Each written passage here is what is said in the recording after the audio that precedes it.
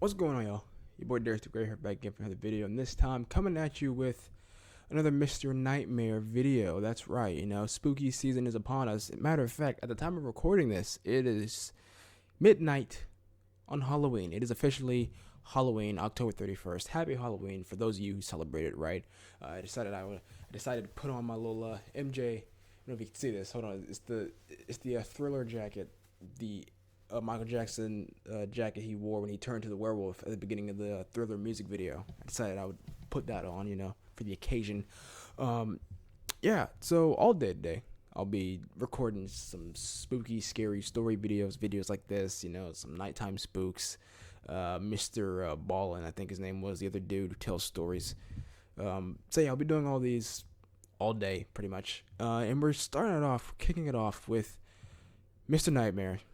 Oh man, we got ourselves 3 horrifying, true, out of gas horror stories, man. Ain't nothing scarier, perhaps, other than like a home invader. Ain't nothing scarier than running out of gas in like the middle of nowhere and then stuff going awry. You know what I mean? So I'm ready for this, man. You guys ready for it? Because I'm ready for it. Before we get into it, though, I want you guys to do a couple of things. Number 1, go over to Mr. Nightmare's channel, subscribe to him, puts out great content. Number 2, click that like button, down below this video. It looks like a thumbs up. Click that, man. Helps out the channel, helps out the video greatly. Subscribe if you haven't already, because I am on the road to 300 subscribers. And with your help, that's right, I can get there, man. So click the subscribe button, help me out there. Click the notification bell so you know every time I upload a new video, man. And without further ado, man, let's get it. Ugh, out of gas horror stories, man. This is one of the last things you want to do, man, especially at night. Ooh, Story number 1. Okay. This happened way back in 2005. I was 18. I was living in Uvalde, Texas, a very low-income neighborhood, the kind you'll find sprawled out all over the place in rural Texas when you're not right outside of a city. The closest city to me was San Antonio. Okay. Home of the I was Spurs. going to some local community college because that's all my parents could afford for me. Fair. One of my best friends from high school, Andrew, moved to San Antonio to go to San Antonio College. Okay. He was living in some small apartment a little outside of the city with a roommate. His girlfriend would also often stay with him. Since the city's only really an hour and a half away, I would visit him all the time. He invited me this one weekend to come crash for the night. So I took my trusty old 1995 Toyota pickup truck. 1995. Just kidding, the thing was a piece of crap. The gas gauge didn't even work on it. I'd have to always just keep track of when the last time I filled the tank up was. What? And reset the trip mileage. Dude, I took Route 90, which was a straight shot from Uvalde to San Antonio. that sounds like a... I was on the road at pain. like 3 p.m. on a Friday. Okay. There was no traffic at all. This is day I out, got to right? Andrew at a reasonable time. His girlfriend wouldn't be getting there until tomorrow, so tonight we were gonna go out. We stopped at a liquor store and we drank in his apartment for a while with his roommate. Then the 3 of us went to this dive bar that would kind of look the other way with fake IDs. Oh, that's... That was basically our night. Okay. We got back to their apartment around 2 a.m. after getting food. I slept on the couch. The next day would have almost been the same thing, but Andrew and his girlfriend were having issues all day. And as the 2 of them got drunker as the night progressed, Oh, no. she started yelling at him in front of me, and it got really awkward and uncomfortable. Domestic dispute? I didn't really have much to drink that day because I was already iffy about staying the night with her there. Yeah, I eventually decided I would just head back home. I said goodbye to everyone and At what started time? my journey home. At what time? It was very late at night. Oh. I want to guess midnight, Oh. maybe a little earlier. Route 90 was deserted at this time, so I would fly for my pickup standards. But suddenly the engine started sputtering. Oh, I no. felt my heart completely drop as I realized I forgot to fill up the tank. You forgot to fill it I up. slowed down, but it was too And late. it doesn't show the you. engine cut. I pulled to the side of the road and tried starting it a few times, but it did no good. I took out my cell phone, which was equally as shitty as my truck. Oh, dude, Tried come to get on. a signal. Oh, this is No 2005. shot. I Right. couldn't even call for help. I had to just put my hazards on and hope a good Samaritan would pass. You wouldn't believe how long I sat on the side of the road before Oh, no, seeing I would. headlights. Oh, I would. Oh, I waved my arms as the car approached. headlights in It general. zoomed past me, ignoring me. This Damn. happened again after another 10 minutes or so. I was starting to feel hopeless, like maybe I should just sleep in my car and wait till sunrise to get help. That's probably the best thing to That's do. what I was gonna do. I got inside my car, took the key out of the ignition to cut the battery, and just angled my seat back to go to sleep. I would hear the occasional car zooming past like once every 10 minutes. Okay. But it didn't feel worth waving people down in the dark. Yeah. It seemed sketchy for myself and to the people in the cars. But when I was starting to actually drift away to sleep, a car door closing from behind me woke me up. Excuse me? I looked in the rearview mirror. Is it a cop? And saw a car pulled up behind me with its headlights off. If it's not a cop. I turned around now to get a better look. There was some big pickup truck, but I couldn't see anyone inside of it. If it's not a cop, that's a red flag. Did I see anyone outside of it? Maybe someone pulled over to help. I got out of the car. No one's said, not that. "Excuse me," to no response. You got the I car. walked closer to the truck just to confirm no one was inside. Then I walked back to my car. This was weird. He's in your I car looked now. towards the trees on the side of the road. Maybe someone was pissing in the woods. I went back inside of my car and locked the door. This was just too weird. Suddenly, there was a tap at my window. I jumped. I looked to see a man looking down at me into the car, smiling. I didn't do anything yet. He said, "Hey, buddy, need a hand?" No, I don't. Not from Lowered you. the window a crack and said, "Hey, I ran out of gas." The man said, "That's quite the predicament. Step out and give me a hand with this real quick." Anyone who says, "Oh, that's quite a predicament," anyone who talks like that, no one talks like that. No one talks like that. When he said this, I thought he meant help him with a gas jug to fill up my tank or something, honestly. And so I stepped out of the truck and shut the door, expecting him to lead me to his truck. But he stood there, looked down at me because he was much taller, still smiling, and said, "I need you to empty your pockets, please." Oh, It took me a second to process what he meant. stick up. I was literally a broke college student driving a piece of shit pickup truck. I wasn't about to get robbed of the only cash I had and my phone. All right, man, it's time to I fight. ran for it in the direction of the trees. Oh, he just ran. I'm small but fat. You ran into the woods? Don't tell me you ran into the woods, man. I turned around and saw he was chasing after me. Once I made it into the trees, I zigzagged all over the place until I seemed to lose him. Serpentine maneuver, I gotcha. crouched behind a big tree to catch my breath. When I heard him approaching closer, I quieted my breath. I heard him say out loud, "I'll kill you, you piece of shit." Get a rock. I don't know if he was just saying it out loud out of anger, Get a or rock. if he wanted me to hear it, but I was too scared to move. Come on.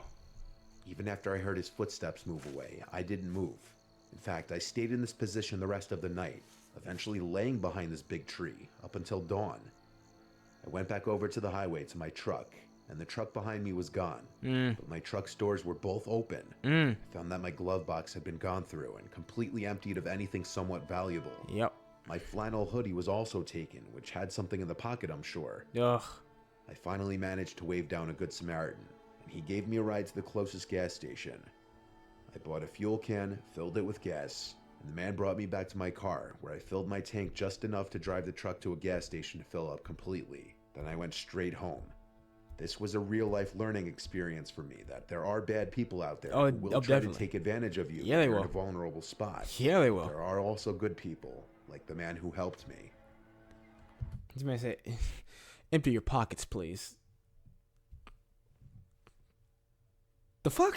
It's just, especially if he doesn't have a weapon. Like it'd be one thing if he like had a gun pulled on you and just like empty your pockets. But if he's just saying that, he's got like no weapon in his hand at that time. Oh, I'm swinging. Oh, I'm swinging, dude. I'm swinging for the fences. I don't care if you're taller than me. If you're taller than me, guess what? Guess what? You still got some shins, right? Yeah. You still got some knees. You got some ankles. You still got a dick I can kick you in. Come on, man. Come on. Come on, man. Come on. Come on. When I was 18, I was very immature and naive. I was kind of a jerk when I was on the road. We all were. Honking whenever I got impatient, borderline cutting people off. Looking road- back now, it was very stupid. Road If rager, I huh? ever have kids, I'll be that much more strict with them as far as their driving. That being said, Ride by I did people drive just- a lot for someone my age. I went away to school, 5 hours away from home. No matter what day of the week, traffic always gets atrocious the closer I get to home. I cannot So imagine during driving. breaks, I'll drive home at night to avoid this. It goes from a 4 to 5 hour drive down to a 3-hour drive. Fair It was enough. the beginning of winter break, as the fall semester just ended. All my friends left for home on the same day, I just waited till later on in the night to head out, because there's nothing I hate more than traffic. I used to drive a Mazda 3 that I would beat the ever-living crap out of, and admittedly, I used to be known for driving my car to a near-empty tank consistently. Why? People would comment on it whenever they'd be in the car with me, and I'd always assure them that the car would still have at least 30 miles to go, Dude. even after the needle would hit E. Come on. I found out the night I was driving home from school that I was wrong. I was only like an hour into my drive on the interstate. The needle was on E, and I was pushing my luck, waiting for a gas station sign instead of looking up the nearest one on the map. This is common sense. The car started making these weird sounds suddenly and jolting, and that's when I realized I may have actually run the tank empty this time. Once it gets close to E, man, you gotta fill up. Ramp and hoped it would lead right to a gas station. This exit was dark though, with no street lights, and there was just woods on either side. I was scared to slow down and lose my speed because I didn't know if I'd have enough gas to find a gas station. I blew through the stop sign at the end of the ramp and made a sharp, fast turn on the intersecting road, which was another dark road surrounded by woods. I was screwed. The car eventually came to a stop and the engine died. Yep, there it is. Things only got worse when I took out my phone and saw I had no bars. Oh. I have T-Mobile, which is the worst possible reception anywhere far from a major city. I tried calling 911 because I was stupid and thought that 911 works even without reception. Of course, it didn't. What were they gonna do anyway? I was terrified because I didn't know what to do. I turned on my hazard lights and just waited for someone to pass by. It was a long time before I saw headlights approaching. When I did, I flashed my headlights at them, and they passed me, made a U-turn, then pulled up on the grass behind me. I didn't know who was getting out of that car though. I was an 18-year-old defenseless girl. Oh. I just cracked the window down a little bit as this man approached my car. Yeah, it's a man. I told him I need help. I ran out of gas. He offered to give me a ride to the nearest gas station. He was this balding guy with glasses on. He kind of looked trustworthy. Why was that the image I thought of immediately? I was just like, oh, it's probably this bald looking dude with glasses.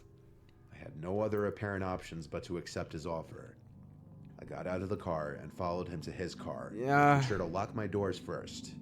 His car was a black Honda, year probably a 2010. Probably gonna be It smelled funky in his car. I couldn't pin what the smell could be though. A dead body. He banged another U-turn and started driving in the direction he was driving before. He made conversation with me, asking where I was from and basic questions. Some weird questions, probably. I was honest with him that I was driving home from school. I wouldn't be. He said he lived in the area and that they don't get too many out-of-towners getting off the interstate for this quiet little town. The route we were taking lacked any buildings anywhere. It was just woods everywhere. Excuse me. I asked if he knew of any gas stations, and he said, yeah, just a ways up the road. I started hearing bumping and thumping coming from the back of the vehicle. It sounded like the trunk. Oh my god! Oh my god! Oh god! Oh gosh!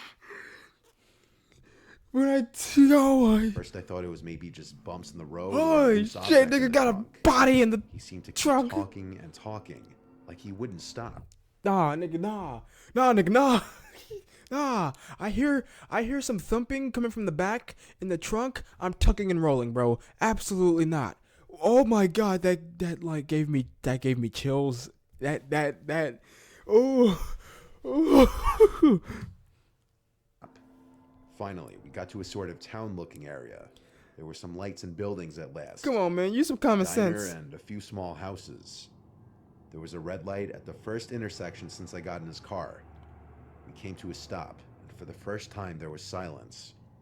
And then, I heard the unmistakable sound of someone screaming in the trunk, followed by thumps and bangs.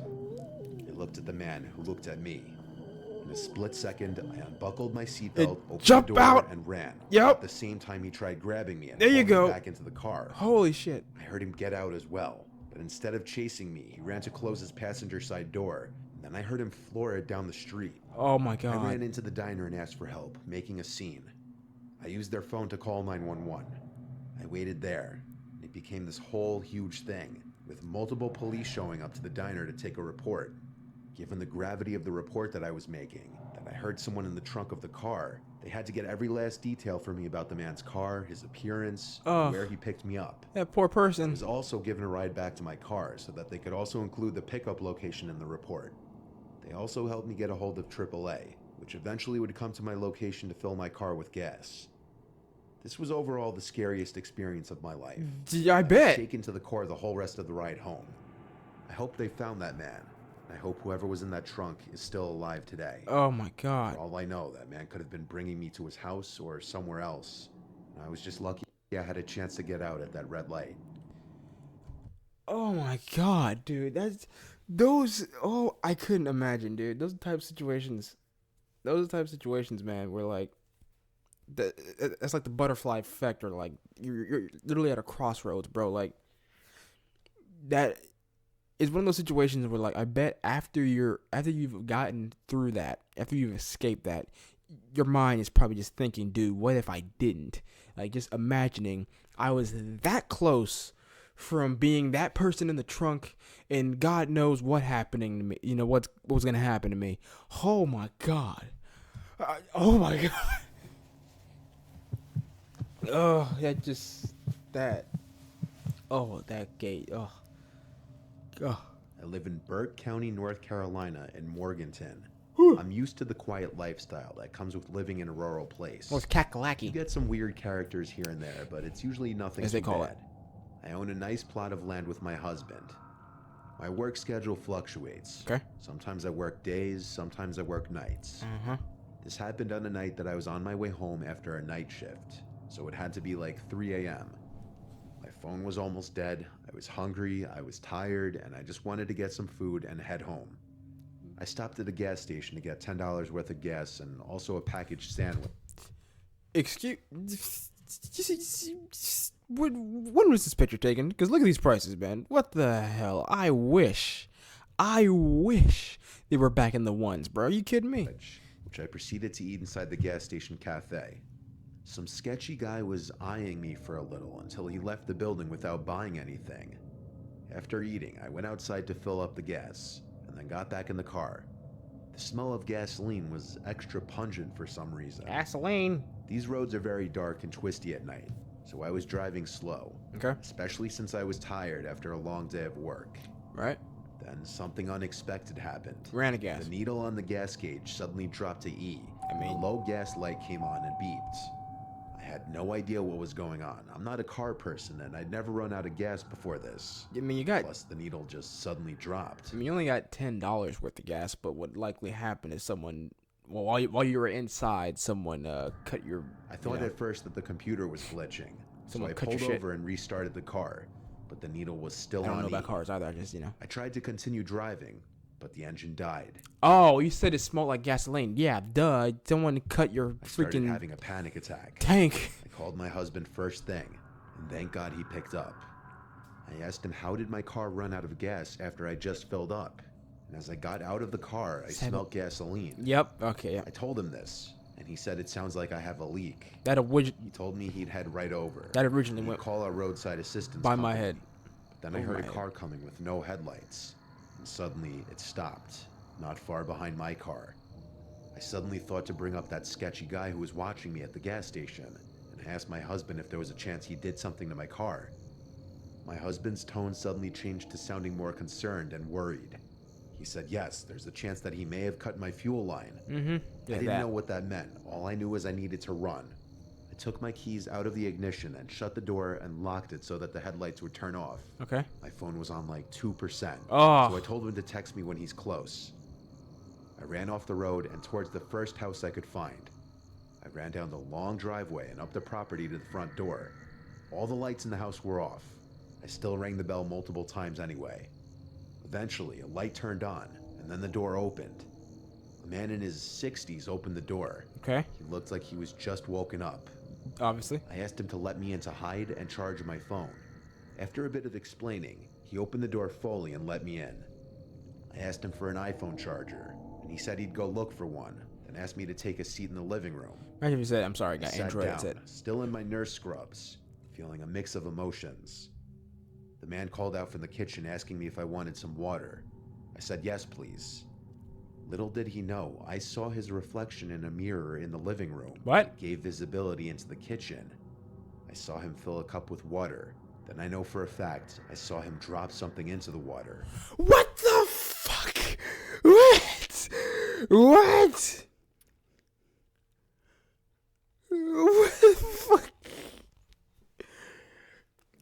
What are you, in a horror movie? First, this dude cuts your fuel line and, follows you or whatever the hell. Then you go, the house you just so happen to go to, and, for help, a dude spikes your drink. What is this? He walked out of view of the mirror, but the faucet was still running. It ran for a solid 30 more seconds before he turned it off. He came back into the living room with a glass of water and handed it to me. Absolutely not. I thanked him, and he sat down and just looked at me, then asked me to explain the situation again. I replied to him I just really need a charger so that I could contact my husband. Man, I ain't doing that talking, bro. I'm throwing that water in his face and I'm running. He said, "Oh, right," and went upstairs. Leave. I checked my phone. Leave. On 1%. Leave. I used that remaining battery to send my current location to my husband just in case. There you go. I then smelled the glass of water, and although it didn't smell like anything, I knew he put something in it. Yeah. Now I had to make the decision of whether I should leave or not. On one hand, I needed to charge my phone badly. Just leave. On the other, I was 99% sure he did something to this water. Exactly. I heard him walking back down the stairs, and he said he doesn't have any iPhone chargers Oh, since he has an Android. After he said this, I got up and walked straight for the door. I'm not an idiot. Right. Once outside, I ran back down the driveway to the road. I felt like throwing up. Ugh. I couldn't believe 2 separate potential incidents from 2 different men happened in one night. What are the chances? I crept along the side of the road behind the trees. I took out my phone and sent my updated location, and right around now was when my battery died. Ugh. I waited for until I saw familiar headlights of my husband's truck. Nice. I went out waving my arms, and thank God it was him.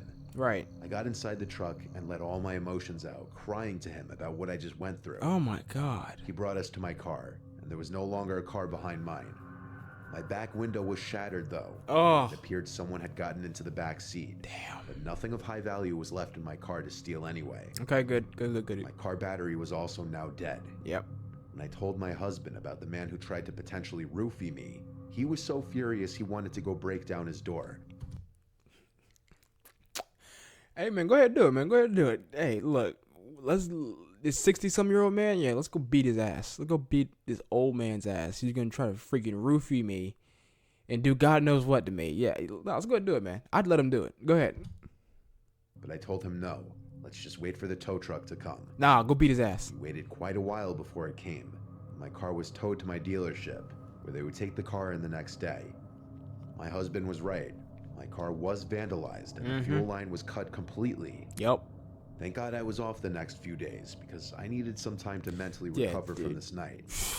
The idea that twice in one night, I was the victim of some sketchy men. What are the odds? I could not imagine. Like, seriously, what are the odds of that, right? What are the odds 2 different men try to get you? It'd be different if they were like in cahoots, right? It'd be different if like maybe let's say maybe it's all a part of some elaborate scheme plan, all right? This is what they do. They cut fuel line, these women who stop at this gas station, right? And then, when they had nothing left to do but go to this house, your house, you let them in, roofie them, and there you go. That's more believable than it being just this random separate occasions. Oh my God. It's a good thing she was looking at his reflection, by the way. It's a good thing she was looking to see him put that in the drink, because if she didn't see that, oh, it'd be over. It'd be like, what was that? Heavy Rain? I don't know if you guys ever played Heavy Rain, but there's like that one section where like the one dude spikes her drink, and it's just like you drink it, and it's over for you, man. It's over. You like, that's why. Pro tip, right? Life tip. Okay. Don't ever accept a drink from someone you don't know. Someone you don't know intimately, right? Someone you don't know, a close family friend, close friend, whatever. If you don't know who they are, you don't ever drink. If they give you something, nah. Or if they give you something, right? Like if you're both gonna have a drink, when they're not looking, swap it, switch it. There you go. Nah, man, nah. Yeah, that was rough. That was chilling. The the second story where like, oh god, I'm trying to remember. It's late at night. It's like it's midnight, past midnight right now. I'm doing this, so like kind of hazy. But the second the person in in the trunk, that was chilling. All this stuff, chilling, dude. Oh my god, nah. This, this is why I tend to stay in the comfort of my own home.